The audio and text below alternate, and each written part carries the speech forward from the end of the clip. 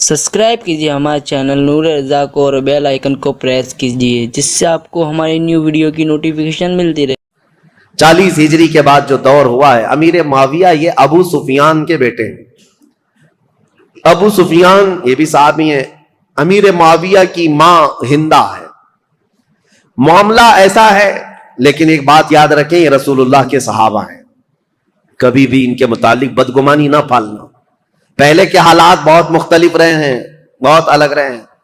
ये अबू सुफियान वही हैं जो जंगे बद्र में रसूलुल्लाह के मुकाबिल में आए थे, पूरा मक्का लेकर के, और जंगे उहद में भी हुजूर के मुकाबिल में रहे, जंगे खंदक में भी मुकाबिल में रहे। कई जंगों में हुजूर सल्लल्लाहु ताला अलैहि वसल्लम के आमने सामने आए। उस वक्त अमीर मुआविया भी उनके साथ ही रहे, लेकिन ये पूरा घराना अमीर मुआविया से लेकर अबू सुफियान और हिंदा, सारे लोग जिस दिन मक्का फतह हुआ 7 हिजरी, उस दिन रसूलुल्लाह सल्लल्लाहु अलैहि वसल्लम के दामन से वाबस्ता हुए, ईमान लाए। उससे पहले ईमान लाए हुए नहीं थे, लेकिन हुजूर का यह फरमान हमेशा याद रखना, मेरे आका ने मिंबर पर खड़े होकर के ऐलान फरमाया है, जो इस्लाम लाता है, इस्लाम लाना उससे पहले के सारे कामों को खत्म कर देता है। कुफ्र किया, शिर्क किया, गुनाह किया, जो कुछ भी किया था, लेकिन इस्लाम लाने के बाद पहली वाली चीजों का मुआखजा नहीं किया जाएगा। इस्लाम सारी चीजों को मिटा देता है जो इस्लाम लाता है। यह फरमान हमेशा याद रखें। तो सहाबा को उनके पुराने वाकयात याद दिला करके कभी तानो तशनी का निशाना नहीं बनाना।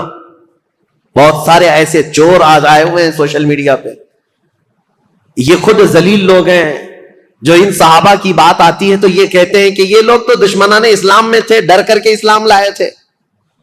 मक्का जब फतह हुआ तो इनके पास कोई चारा ही नहीं था, इसलिए इस्लाम लाए। जालिमों, तुम्हें क्या खबर कौन किस लिए इस्लाम लाया।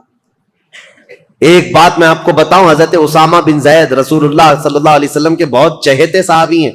हजरत जैद बिन हारिसा के बेटे उसामा बिन जैद, ये अक्सर रसूलुल्लाह के घर में बेतकल्लुफ आया जाया करते थे। एक जंग में रसूलुल्लाह ने इन्हें भेजा था, कुफार और मुशरिकीन से मुकाबला करते करते पहाड़ियों से कुछ लोग उतर रहे थे। हजरत उसामा के हाथ एक आदमी आ गया और हजरत उसामा ने उस पर तलवार तान ली। सामने वाले ने पढ़ा ला इलाहा इल्लल्लाह मुहम्मदुर रसूलुल्लाह, उसके बावजूद उसामा बिन जैद ने उसको कत्ल कर दिया। कहा अभी मेरे हाथ में आया है और कलमा पढ़ रहा है, तलवार उठाया हूं, ये देखकर कलमा पढ़ रहा है। लेकिन जो सहाबा थे उनको ये बात बुरी लगी। हुजूर सल्लल्लाहु ताला अलैहि वसल्लम के पास आए और इस मसले को रखा। कहा या रसूलल्लाह सल्लल्लाहु अलैहि वसल्लम, आपका फरमान तो है कि जब कोई कलमा तैयबा पढ़ता हो तो उसके खिलाफ तलवार नहीं उठा सकते, लेकिन उसामा बिन जैद ने आज एक ऐसे शख्स को कत्ल कर दिया जो कलमा पढ़ रहा था सामने। उसामा बिन जैद को हुजूर ने बुलाया। यह सही हदीस पाक है, मुस्लिम शरीफ में भी है। नबी करीम सल्लल्लाहु ताला अलैहि वसल्लम ने पूछा है, उसामा क्या तुमने ऐसा किया है? उसामा बिन जैद ने कहा या रसूल अल्लाह, वो तो डर के मारे कलमा पढ़ रहा था, मैंने जब तलवार उठाई तब वो कलमा पढ़ रहा था।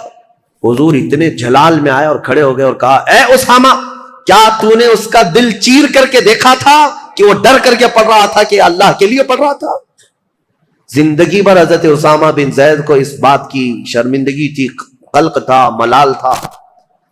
याद रखो मेरे अजीजों, जब इतनी बात के लिए रसूल करीम सल्लल्लाहु ताला अलैहि वसल्लम ने डांट लगाई थी, तो फिर आप ये जो सोशल मीडिया में भोंकते हैं कि अमीर मुआविया, अबू सुफियान, हिंदा, ये सब तो डर करके इस्लाम लाए थे, फतह मक्का के दिन इनके पास कोई चारा नहीं था, तो किसके किसके बारे में बताओगे? अगर पुराने वाकयात निकालोगे तो अबू जहल के बेटे इकरमा रदियल्लाहु ताला अन्हु ये भी ईमान लाए, साहबी हैं, बाप अबू जहल है। और अगर इसी तरह पुराने मामलात लाओगे तो खालिद बिन वलीद के बारे में क्या कहोगे, जिन्होंने मुसलमानों की जीती हुई जंग का पांसा पलट दिया था उहद के मैदान में। जंगे उहद जो हो रही थी, इसमें मुसलमान गालिब आ गए थे, कुफार और मुशरिकीन के दांत खट्टे करके उनको भगा दिया था, लेकिन खालिद बिन वलीद ने 200 लश्करियों को पीछे से लाकर के ऐसा हमला किया था सहाबा पर, जब ये ईमान लाए हुए नहीं थे, और ऐसा हमला किया था कि 70 मुसलमान शहीद हुए हैं जंगे उहद में। वो खालिद बिन वलीद ने पूरी जंग का पांसा पलट दिया था। तो क्या आप ब्लेम उन पर करोगे?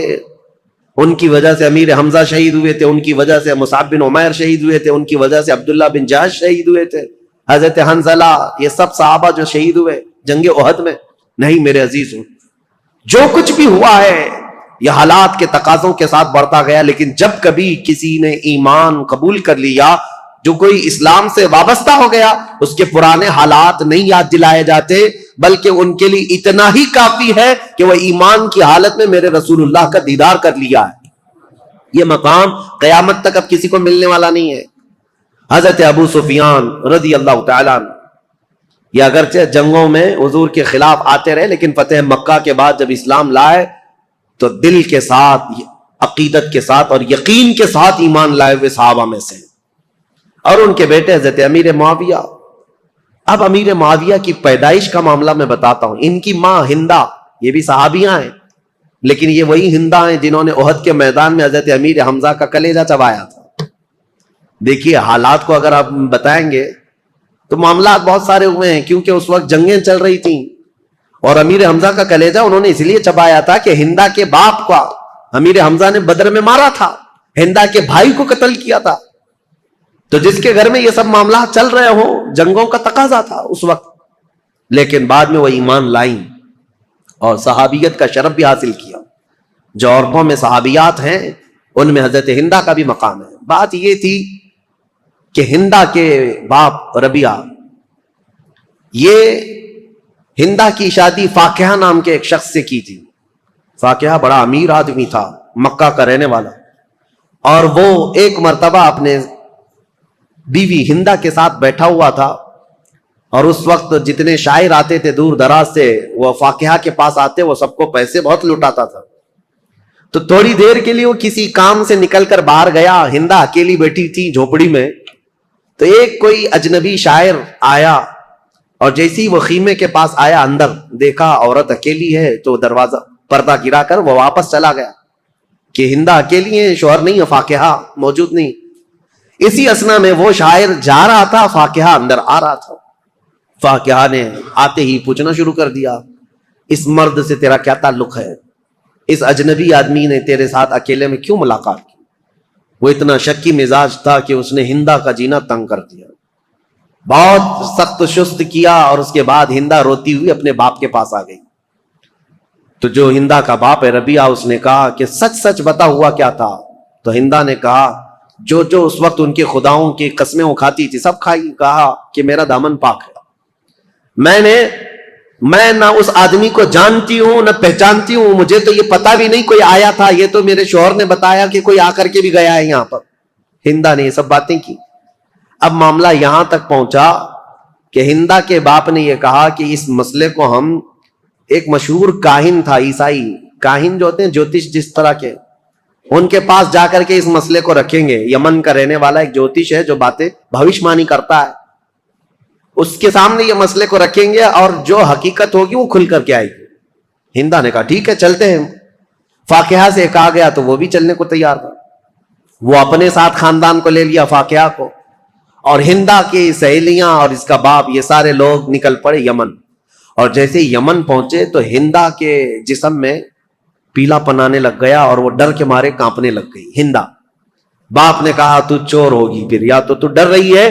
جیسے ہی ہم کاہن کے پاس آئے تو ڈرنے لگ گئی۔ کہا میں ڈر نہیں رہی ہوں اس بات سے کہ میں گناہگار ہوں، میں ڈر رہی ہوں اس بات سے کہ یہ اٹکل پچو مارنے والے جوتش لوگ، اگر اس کا بتایا ہوا کبھی غلط نکل گیا، میں تو ویسے گنہگار نہیں ہوں لیکن اس کا کہا ہوا سچ ہے، یہ کیسے 100% یقین ہوگا؟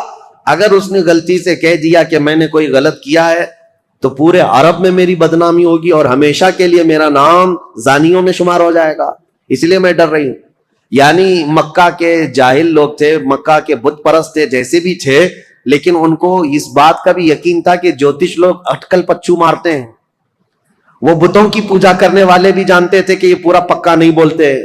مجھے حیرت ہوتی ہے جاہل مسلمان کیسے طوطے والے بابا کے پاس جا کے بیٹھتے ہیں، طوطا نکال رہا ہے اور اس کا بھوش بتا رہا ہے، اور خود کا پتہ نہیں ہے، برج پر بیٹھا ہوا ہے، سڑک پر بیٹھا ہوا ہے، اور پالا ہوا ایک طوطا چٹیاں نکال کر، بڑے شوق سے لوگ اپنا مستقبل، اپنا فیوچر پوچھ رہے ہوتے ہیں۔ اور حیرت کی بات ہے طوطا بھی بتا رہا ہے اور کچھ لوگ اپنا ہاتھ لے جا کر کے بتا رہے ہیں، لکیر دیکھو اور بتاؤ ہمارا فیوچر کیسا ہے۔ لکیریں دیکھ کر کے بتانے والے۔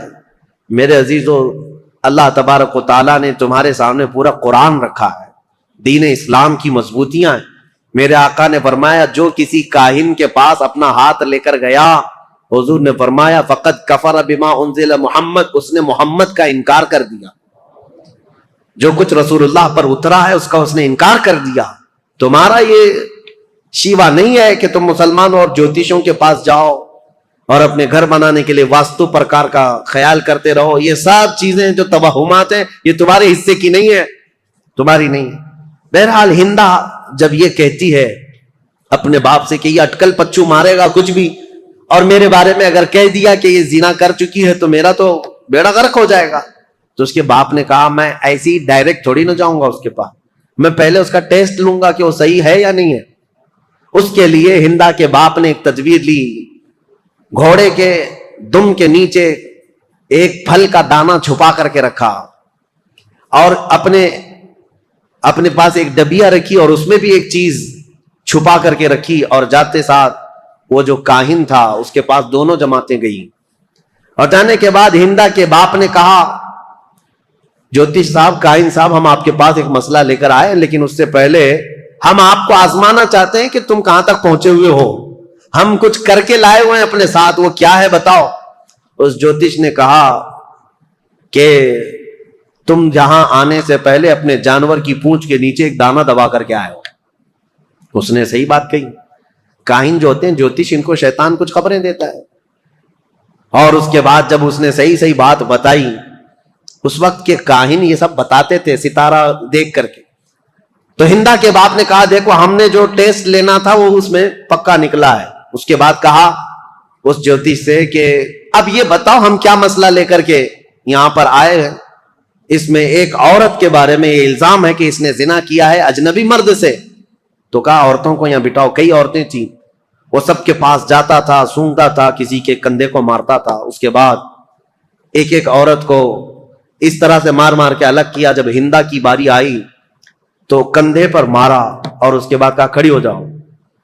और जैसी हिंदा खड़ी हुई कहा कि यह औरत बिल्कुल पाक और साफ है, इसने आज तक कोई दूसरे मर्द से कोई बदकारी नहीं की। ऐ लोगों, मैं तुम्हें ये बात भी कहता हूं कि यह हिंदा पाक है, अपने शौहर के बिस्तर कोई अमानत को इसने बचाई है। और यह भी मैं तुम्हें कहता हूं अनकरीब इसके घर में एक बेटा पैदा होगा जो पूरे अरब का बादशाह होगा, उसका नाम मुआविया होगा। ये काहिन ने पहले ही ये खबर भी दे दी। अब जैसे ही हिंदा की पाकी और बरत उसने बयान किया तो जो शोहर था फाकिहा जल्दी से आ गया, आजा मेरी बेगम, साफ है तू, पाक है। हिंदा ने झटक कर कहा ऐसे शख्स के पास तो मैं आप जिंदगी भर नहीं जा सकती, मुझे इससे तलाक चाहिए। और इसके बाद जब ज्योतिष ने कहा है कि मेरे पेट से एक बेटा पैदा होने वाला जो बादशाह होगा, मैं तो ये चाहती नहीं कि ऐसे शक्की आदमी से कोई बादशाह पैदा हो, मैं ये चाहती नहीं हूं। तो फिर हिंदा के बाप ने तलाक करवा दी, खत्म हो गई। हिंदा जैसे ही मक्का वापस आई तो हिंदा से हजरत अबू सुफियान ने निकाह कर लिया। उस वक्त ये ईमान लाए हुए लोग नहीं थे। अबू सुफियान ने निकाह किया और अबू सुफियान और हिंदा के निकाह से हजरत अमीर मुआविया पैदा हुए। अमीर मुआविया बचपन से ही बहुत ज़हीन थे, हलीम तबा, बुर्दबार, इनके अंदर भी बर्दाश्त की ताकत बहुत, मामला फहमी और सियासत इनके अंदर बचपन से थी।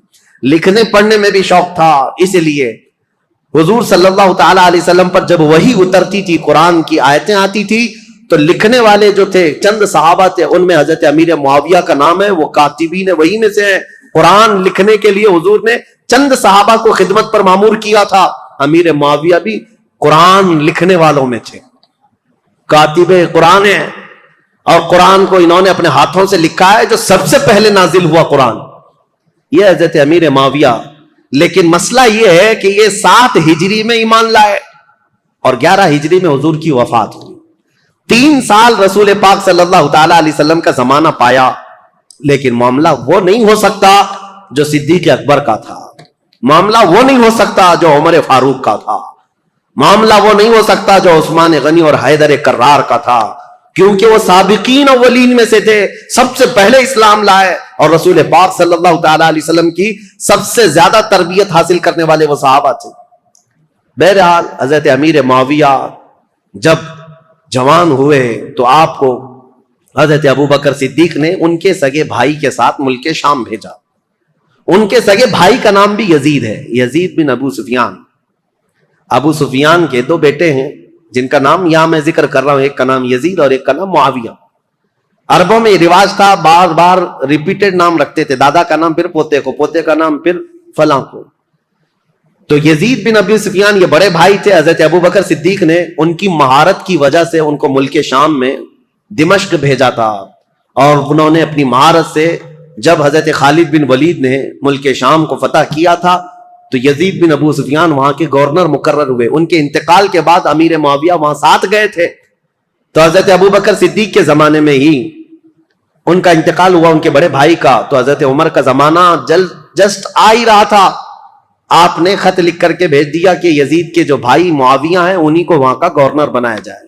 तो अब ये रही तारीख अमीर मुआविया की। हजरत अमीर मुआविया वहां से गवर्नर बन गए मुल्क शाम के, दिमश्क के। चलती रही उनकी गवर्नरी। हजरत उमर का जमाना, हजरत उस्मान का जमाना, ये कुल मिलाकर 22 साल का जमाना होता है। हजरत उमर 10 साल, हजरत उस्मान 12 साल। हजरत उमर के कुछ जमाने के बाद वो खलीफा गवर्नर बने थे बहरहाल। तो जब हजरत अमीर मुआविया को इतनी बड़ी वहां की महारत थी, तजुर्बा हासिल था गवर्नरी का, मुल्क शाम की नस नस को जानते थे, ये अमीर मुआविया पहले शख्स हैं जिन्होंने बहरी बेड़ा पैदा शुरू किया इस्लाम में। बहरी बेड़ा यानी नेवी फौज तैयार की, समंदरी फौज बनाई। और कब्रस को, जैसे कि मैंने बताया, हजरत उस्मान के जमाने में अमीर मुआविया की सिपह सालारी में साइप्रस तुर्की का जो इलाका है वो फतह हुआ, और वो 500 जहाजें हजरत अमीर मुआविया ने समंदर में उतारी थी। और फिर मिस्र में एक कारखाना बनाया जहां जहाज बनाए जाते थे। आपकी अकल बहुत ज्यादा तेज, मामला फहमी बहुत ज्यादा थी, कई नई चीजों को आपने इजाद किया हजरत अमीर मुआविया ने। अब इनकी खिलाफत का जो दौर चला है वो इख्तिलाफात बहुत ज्यादा रहे, लेकिन मेरे अजीजों उस वक्त बड़े बड़े सहाबा मौजूद थे। हजरत उमर के बेटे अब्दुल्ला बिन उमर, हजरत जुबैर के बेटे अब्दुल्ला बिन जुबैर, हजरत अब्दुल्ला बिन मसूद, हजरत अब्दुल्ला बिन जुबैर और हजरत अबू बकर सिद्दीक के बेटे अब्दुर्रहमान, ये बड़े सहाबा में थे उस वक्त, वो सब मौजूद थे। और इन सबों ने हजरत अमीर मुआविया की खिलाफत पर इजमा कर लिया कि ठीक है, हमने तस्लीम कर लिया। हालांकि देखा जाए तो खिलाफत के दावेदार वो भी हो सकते थे, बाप मेरे अबू बकर सिद्दीक हैं, बाप मेरे उमर फारूक हैं, और हजरत इमाम हसन भी अली बिन अबी तालिब के बेटे, बड़े बड़े सहाबा के बेटे थे। लेकिन उन सबों ने अमीर मुआविया की ये पुरानी मश्क और उनकी तजुर्बाकारी की वजह से खिलाफत उनके हवाले कर दिया। अब हजरत अमीर मुआविया की खिलाफत के जो अहम कारनामे हैं वो ये हैं कि अफ्रीका के, शुमाल अफ्रीका के कई इलाके फतह हुए और दायरा इस्लाम में आए। और सबसे पहले 55 हिजरी की बात मैं बता रहा हूं, 55 हिजरी में, और बाद रिवायत में 45 हिजरी में सबसे पहली फौज अमीर मुआविया ने भेजी थी, जो सिंध के इलाके में, यानी हमारा पुराना जो हिंदुस्तान था, यहां सबसे पहली महलब नाम से एक सिपह सालार अमीर मुआविया के भेजे हुए वो हिंदुस्तान तशरीफ लाए थे। बाद में बाज़ाब्ता लश्कर कशी जो हुई है वो मोहम्मद बिन कासिम का दौर है, लेकिन अमीर मुआविया के जमाने में 45 हिजरी में ही सिंध में कदम रख दिए थे। अब आप अंदाजा करें, मुसलमानों की सरहदें नहीं थी, वो अरब से निकले हुए लोग वहां से अपनी सरहदें बनाते हुए हिंद के इलाके तक पहुंच गए। यहां सिंध में एक औरत उस वक्त हाकिम थी, कबक नाम की, और ये बहुत सख्त किस्म की औरत थी, और ये हाकिम थी, और उस वक्त यहां हिंदुस्तानियों पर हुकूमत करती थी, सिंध के कुछ इलाकों पर हुकूमत करती थी। जब हजरत महलब आए अमीर मुआविया के सिपह सालार, तो ये कबक नामी खातून ने उनसे कोई जंग नहीं की, बल्कि सुलह पर मंजूरी दी, और उसके बाद ये इलाका वो उनके हवाले करके चली गई। सिंध का कुछ इलाका, तारीख है, अमीर मुआविया नेशापुर, समरकंद, बुखारा, उज्बेकिस्तान के इलाके जो जा चुके थे उनको दोबारा हासिल किया। मुल्क शाम के कई इलाकों में जो बगावत फैली थी उस बगावत को ठंडा किया, फिर उन इलाकों में मजबूती कायम की। इराक के वो इलाके जो हजरत अली के जमाने में और इनके जमाने में जंगों की वजह से इख्तिलाफात के शिकार हो गए थे, हजरत अमीर मुआविया ने उन सब जंगों को ठंडा कर दिया। बुर्दबारी ऐसी थी, सियासत ऐसी थी अमीर मुआविया की, इन्होंने अपने 3 बड़े मुशीर एडवाइजर बनाए थे, एक मुगीरा बिन शोबा, दूसरे अमर बिन आस, तीसरे जियाद बिन अबी सुफियान। ये हैरत की बात मैं आपको बताऊं, हैरत की बात कि सगा भाई है जियाद बिन अबी सुफियान, अमीर मुआविया के सगे भाई हैं, जियाद नाम है, یہ سخت دشمنی کرتے تھے امیر معاویہ سے اور بہت کٹر حامی تھے مولا علی کے. ایک گھر میں حضرت علی بن ابی طالب کے سخت حامی تھے اور امیر معاویہ سے سخت دور.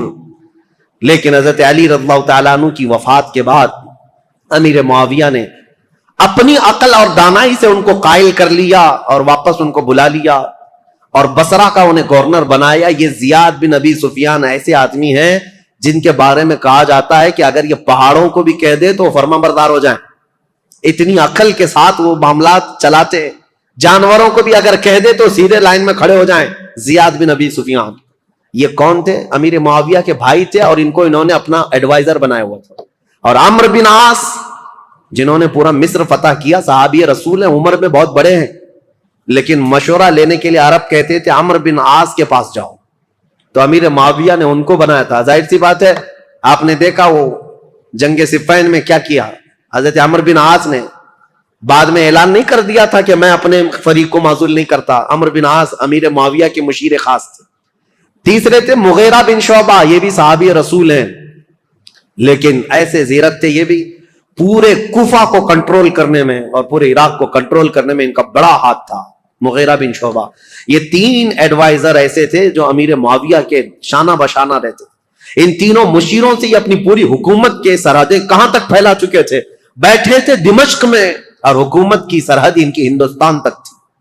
ایران بھی تھا، عراق بھی تھا، مصر بھی تھا، یمن بھی تھا، شام بھی تھا، پورا آج کے دور کا عرب تھا، حجاز نجد، اور پھر اس کے علاوہ آرمینیا، آذربائیجان، ترکی، یہ سب علاقے. اتنا ہونے کے بعد پھر افریقہ کے ساحلی علاقے پورے کے پورے امیر معاویہ کی زیر نگرانی تھی. یہ اتنا بڑا خطہ ہے، میں آپ کو کہوں تو یہ بیجا نہ ہوگا کہ خلافت راشدہ کے ختم ہونے کے بعد امیر معاویہ وہ تنہا خلیفہ یا حاکم ہیں جنہوں نے ایک وقت میں 3 بر اعظموں پر اپنی حکومت جاری کی. 3 انٹر کانٹیننٹل، افریقہ، یورپ اور پھر ایشیا کا تو تھا ہی حصہ. ان سب علاقوں میں اسلام کی سرحدیں پھیلائی. اب حضرت امیر معاویہ رضی اللہ تعالیٰ عنہ کے جو اہم کارنامے تھے، اسلام کی وسعت ہوتی رہی، لیکن جو جنگوں کو انہوں نے ٹھنڈا کیا وہ ایسے ٹھنڈا کیا تھا. کہتے ہیں کہ کوفہ شہر میں مغیرہ بن شعبہ حاکم تھے. ایسا حال تھا کہ اگر راستے میں کسی کا ایک سکہ گر جائے تو کوئی دوسرا آدمی اٹھاتا نہیں تھا جب تک وہ سکے کا آدمی خود نہیں آ جاتا تھا. کوئی دوسرا آدمی چھوتا تک نہیں تھا. اور عورتیں اپنے گھر کا دروازہ بند کیے بغیر رات کو سوتی تھیں. کسی کو ڈر نہیں تھا کہ کوئی گھر میں آ جائے. یہ نظام اتنا ٹائٹ بنا کر کے رکھا تھا. امیر معاویہ کا ڈر تھا لوگوں کے اندر. خلافت کو اپنی طاقت سے، اپنی زور سے انہوں نے ہانک کر کے، یہاں تک کہ جو بربر قوم کے لوگ تھے افریقہ کے جنگلات میں رہنے والے، وہ ایسی وحشی قوم تھی کہ وہ تھوڑا سا اگر ان کے سامنے سے کوئی ہٹ گیا تو پھر وہ خبط سوار ہو جاتا تھا اور جنگلی جانوروں کی طرح جھپٹ پڑتے تھے. ایسی قوم کے لیے امیر معاویہ نے ایک پوری فوجی چھاونی ان کے ہاں قائم کر دی، جس کا سپہ سالار عقبہ بن نافع کو بنایا. وہ ہمیشہ ان کے اوپر سوار رہتے تھے بربر قوم پر، اور وہ ہمیشہ ان کی فرما بردار رہتی تھی. اور کئی ایسے ہیں نیو سٹی ٹاؤن شپ کا پلان سب سے پہلے اس دنیا میں حضرت امیر معاویہ نے قائم کیا. پورا ایک شہر بسایا. جیسے افریقہ میں ایک شہر بسایا قیروان نام سے، اور وہ پورا مرکز اسلام بن گیا بعد میں. ایسے کئی ان کی ایجادات ہیں امیر معاویہ رضی اللہ تعالیٰ عنہ. بحری بیڑے پیدا کرنا، فوج کو ترتیب کے ساتھ، الگ الگ مقدموں کے ساتھ، الگ الگ ٹکڑیوں کے ساتھ، نام کے ساتھ بنانا. اور سب سے پہلے یہ پوسٹ آفس کا جو سسٹم ہوتا ہے ڈاک کا، یہ امیر معاویہ کے زمانے میں قائم ہوا، جس کا نام انہوں نے برید رکھا کہ سرکاری خط بہت جلد ادھر سے ادھر جا سکیں. اس کے لیے انہوں نے منزلیں رکھی. ایک گھوڑا یہاں سے وہاں تک جائے گا، دوسرا گھوڑا وہاں سے وہاں تک جائے گا. لیٹر پہنچانے کے لیے سب سے تیز کام ہو امیر معاویہ کے زمانے میں ہوا. خط و کتابت بہت تیزی سے جاتی تھی اور خبریں بہت تیز پھیلتی تھیں. اور امیر معاویہ رضی اللہ تعالیٰ عنہ نے لوگوں کو ایک چاند پر جمع کیا. یہ سارے ان کے اولیات میں سے، ان کے خصائل ہیں، ان کی بہت ساری چیزیں ہیں. لیکن اب آؤ، امن ایسا قائم کیا 20 سال میں مسلمانوں کی جنگیں نہیں. ظاہر سی بات ہے میرے عزیزوں، امیر معاویہ کا ایک جملہ میں آپ کو سناتا ہوں، یہ ضروری ہے. امیر معاویہ رضی اللہ تعالیٰ عنہ کے پاس ایک جملہ میں آپ کو سناتا ہوں.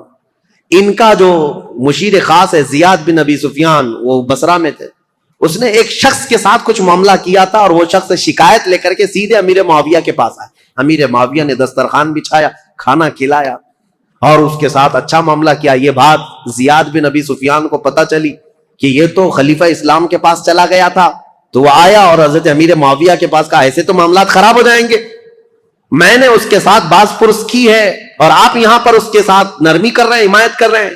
حضرت امیر معاویہ نے کہا تھا ایک بات یاد رکھو، ترازو کے دونوں پلے ایک طرح نہ رہنا چاہیے، بلکہ میں نرمی کرتا رہوں اور تو سختی کرتا رہے، اسی سے جماعت میں انتشار سے محفوظ رہے گی. اور ان کو سختی کرنے کا حکم تھا، حضرت امیر معاویہ گلے لگاتے تھے، ان کی سیاست تھی. اور پھر یہ فرماتے تھے ان کا یہ جملہ کہ جہاں میرا کوڑا کام کر جاتا ہے میں وہاں تلوار نہیں اٹھاتا، اور جہاں زبان کام کرتی ہے وہاں کوڑا نہیں اٹھاتا، اور جہاں یہ سب کام نہیں کرتے ان کی گردنوں پر تلوار رکھ دیتا ہوں. یہ امیر معاویہ کی سیاسیات میں سے تھے. حتیٰ کہ اب میں ان معاملات کو رکھ دیتا ہوں چونکہ یہ ضروری ہے.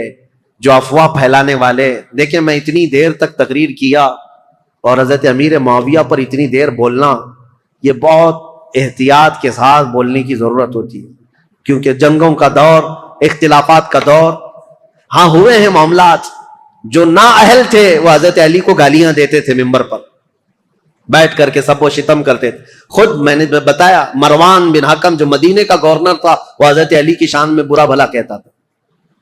اور ایسا نہیں ہے کہ یہ لوگ سب وہ شتم کرتے تھے، گالیاں دیتے تھے، ایسا نہیں. کوفہ والے جو لوگ تھے وہ امیر معاویہ کو گالیاں دیتے تھے. یہ سب تو چلتا رہا. ایک صحابی حجر بن عدی جو حضرت علی کے کٹر حامی تھے، ان کا قتل ہو گیا اسی بات پر. وہ حضرت امیر معاویہ کو اور مغیرہ بن شعبہ کو بہت سخت جملے کہتے تھے کہ تم لوگ نااہل لوگ خلافت میں آ گئے، رسول اللہ کے گھر والوں کی یہ خلافت ہے. اس بات پر حضرت امیر معاویہ ان کو نذرانے بھیجتے تھے، ان کو تحفے دیتے تھے. مغیرہ بن شعبہ بھی ان کے وظیفے بڑھا دیتے تھے، حالانکہ ان کے سخت جملے سنتے تھے حجر بن عدی کے. لیکن جو نااہل بعد میں، ایک بار مغیرہ بن شعبہ کوفہ سے باہر گئے تھے اور کسی دوسرے شخص کو گورنر بنا کر گئے تھے، اور حجر بن عدی جو صحابی، یہ حجر بن عدی کون ہے بتاؤں میں آپ؟ حجر بن عدی انٹرنیٹ پر سرچ کر کے دیکھ لینا.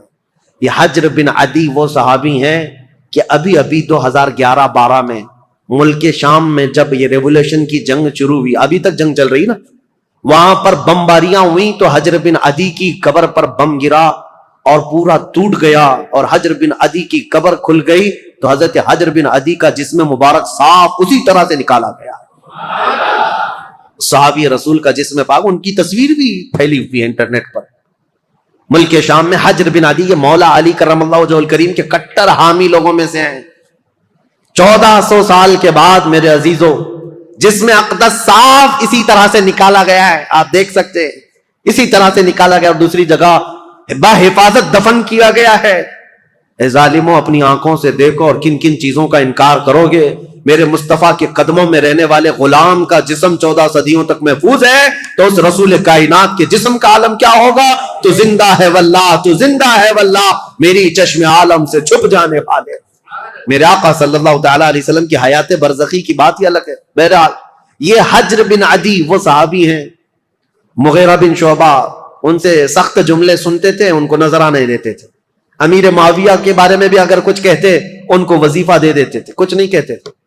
مغیرہ بن شعبہ یہ حضرت امیر معاویہ کے ایڈوائزر ہیں، لیکن حجر بن عدی کے ساتھ کوئی غلط معاملہ نہیں کرتے تھے. حضرت مغیرہ بن شعبہ کوفہ سے باہر کہیں گئے تھے اپنے کسی کو گورنر بنا کر، یہ نئے لوگ ہیں. حجر بن عدی اپنی عادت کے مطابق مسجد میں آئے اور یہ نیا جو ہے وہ خطبہ دے رہا تھا، وہ اپنی عادت کے مطابق باتیں کر رہا. حجر بن عدی کھڑے ہو گئے اور کہا تم سب کذاب ہو، سب سے بڑے جھوٹے لوگ ہو. حقدار تو علی بن ابی طالب تھے، اور جس دن وہ گئے ہیں سورج ڈوب چکا ہے. حضرت علی کی فضیلت بیان کرنے لگے. یہ جو والی بنا تھا کوفہ کا وہ کھڑا ہوا اور سیدھے آ کر حضرت حجر بن عدی کو قتل کر دیا. صحابی رسول. تو یہ معاملات تو ہوتے رہے، ادھر بھی قتل ہوئے ادھر بھی قتل ہوئے، لیکن حضرت امیر معاویہ کا جو دور آیا انہوں نے زمام خلافت کو ایسا مضبوطی سے تھاما کہ پوری ہر جگہ امن قائم کر دیا. اتنا تو ہے کہ مکہ میں، مدینہ میں، کوفہ میں، بصرہ میں، ہر جگہ امن قائم کر دیا. لیکن وہ اخیر زمانہ ان کا، ظاہر سی بات ہے ان کی عمر جب 80 سال کے قریب تھی، 80 سال کے قریب ان کی عمر ہوئی. اب ان کے حالات جو سخت تاریخ کے لیے بدلاؤ کے ہیں وہ ایک ہی ہے. پھر بھی میں ادب کے دائرے میں عرض کرتا ہوں، حضرت امیر معاویہ کو بعض لوگوں نے آ کر مشورہ دیا کہ آپ کا دور ختم ہونے والا ہے. اب حالات ویسے نہیں ہونے چاہیے جب حضرت عمر کے انتقال کے بعد ہوئے، حضرت عثمان کے قتل کے بعد ہوئے. خلافت کے لیے لوگوں میں الگ الگ معاملات نہ ہو جائیں، اختلاف نہ ہو جائے، اس لیے آپ اپنی زندگی میں ہی کسی کو اعلان کر دیجئے میرے بعد یہ خلیفہ ہے. مسلمانوں کو ویسے بھی خلیفہ کی بات ماننا ضروری ہے، آپ کی بات سب لوگ مان لیں گے. امیر معاویہ رضی اللہ تعالیٰ عنہ کو جب یہ لوگوں نے آ کر کہا تو حضرت امیر معاویہ نے پوچھا کہ اچھا ٹھیک ہے، یہ ان کی بیماری کا وقت تھا. کہا بتاؤ میں کس کا اعلان کروں. چاپلوس لوگ تھے، چاپلوسی کرتے ہوئے کہا کہ آپ کے گھر میں یہ خلافت زیب دیتی ہے، آپ کا بیٹا یزید ہے، اس کو آپ خلیفہ کا اعلان کر دیجئے. یہاں سے اب تاریخ بدل جاتی ہے. اسلامی تاریخ یہاں آ کر کے بہت سخت ہو گئی ہے. امیر معاویہ نے پہلے تو انکار کر دیا، کہا نہیں، کیونکہ یزید کے شب و روز اور اس کے دن بھر کی جو مشغولیات ہیں وہ سب کو پتا تھے. نا اہل آدمی دن بھر کبوتر بازی کرتا تھا اور کبھی چھپ چھپا کر کے بندروں کو کھیل میں لگاتا تھا اور خوش ہو کر کے ہنستا تھا. اس کے الگ الگ معاملات تھے، اس کے شراب پینے کی بھی باتیں ہیں. لیکن امیر معاویہ سے چھپ کر کرتا رہا یا ان کے دور میں کم کرتا رہا. حضرت امیر معاویہ نے منع کر دیا، لیکن پھر کچھ بڑے بڑے لوگ بھی آئے، کہا کہ یہ بات صحیح ہے کہ مسلمانوں میں ایک بہت بڑی جنگ ہوگی اب خلیفہ کے انتخاب کے لیے. کیونکہ حضرت امام حسن سے جو صلح ہوئی تھی وہ تو اس بات پر ہوئی تھی نا، امیر معاویہ کے بعد خلافت امام حسن کو جائے گی، لیکن امام حسن تو شہید ہو گئے، اب کون ہے؟ تو بہت سارے لوگ اس وقت جو موجود تھے انہوں نے اس بات کا ویرودھ بھی کیا، انکار بھی کیا. کیونکہ ابھی 3 بڑے صحابہ موجود تھے، سیدنا ابو بکر صدیق کے بیٹے عبد الرحمن، حضرت عمر کے بیٹے عبداللہ بن عمر، اور حضرت علی کے بیٹے امام حسین. یہ بڑے بڑے صحابہ، اور حضرت زبیر کے بیٹے عبداللہ بن زبیر یہ بھی موجود تھے.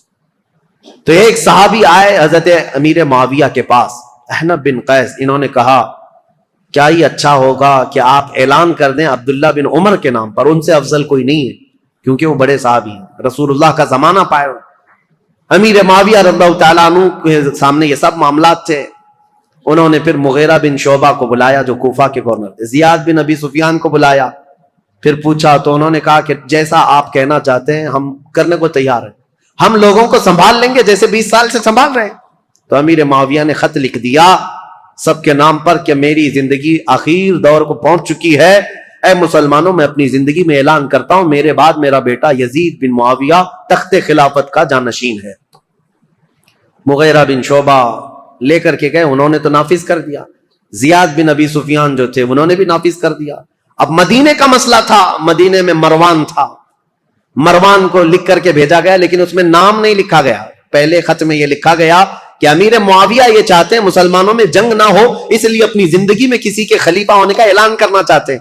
مروان نے سارے بڑے صحابہ کو بھی بلایا جو موجود تھے، سب سے یہ مشورہ لیا کہ خلیفہ وقت امیر معاویہ کا یہ کہنا ہے، ان کی رائے یہ ہے.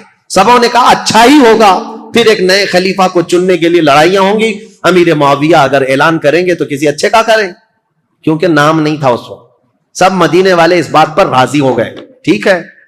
اس کے بعد امیر معاویہ کو جب یہ خبر پہنچی کہ سب معاملہ ٹھیک ہے، راضی ہیں، تو دوسرے خط میں انہوں نے بھیجا کہ ہاں میں اعلان کرتا ہوں کہ میرا بیٹا یزید تخت خلافت کا جانشین ہوگا. یہ خط جیسی آیا، مروان نے اب جن لوگوں کو بلایا اس میں بہت سارے لوگ تھے، تابعین اور صحابہ. اس نے کہا امیر معاویہ نے اپنے بیٹے کے خلافت کا اعلان کیا ہے. سب سے پہلے اب مروان نے جو بات کہی یہ کہی تھی رسول اللہ صلی اللہ تعالیٰ علیہ وسلم کی سنت پر اور ابو بکر اور عمر رضی اللہ تعالیٰ عنہ کی سنت پر امیر معاویہ اپنے بیٹے کو خلیفہ کا اعلان کر رہے ہیں. تو حضرت عبد الرحمن کھڑے ہو گئے، عبد الرحمن بن ابو بکر، کہا جھوٹ بول رہے ہو، یہ کہو رسول اللہ کی سنت اور ابو بکر عمر کی سنت نہیں، عیسائی بادشاہ ہرقل اور عظیم الروم کی سنت پر کہ ان کے ہاں ایک بادشاہ مرتا ہے تو بیٹا خلیفہ بنتا ہے. اسلام میں ایسا نہیں، تم جھوٹ بول رہے ہو. ابو بکر اور عمر کی سنت ہوتی تو ابو بکر نے اپنے بیٹے کو خلیفہ نہیں بنایا, عمر نے اپنے بیٹے کو خلیفہ نہیں بنایا, بلکہ ان خلفاء نے اپنے خاندان کو خلافت سے دور رکھا رضوان اللہ علیہم اجمعین.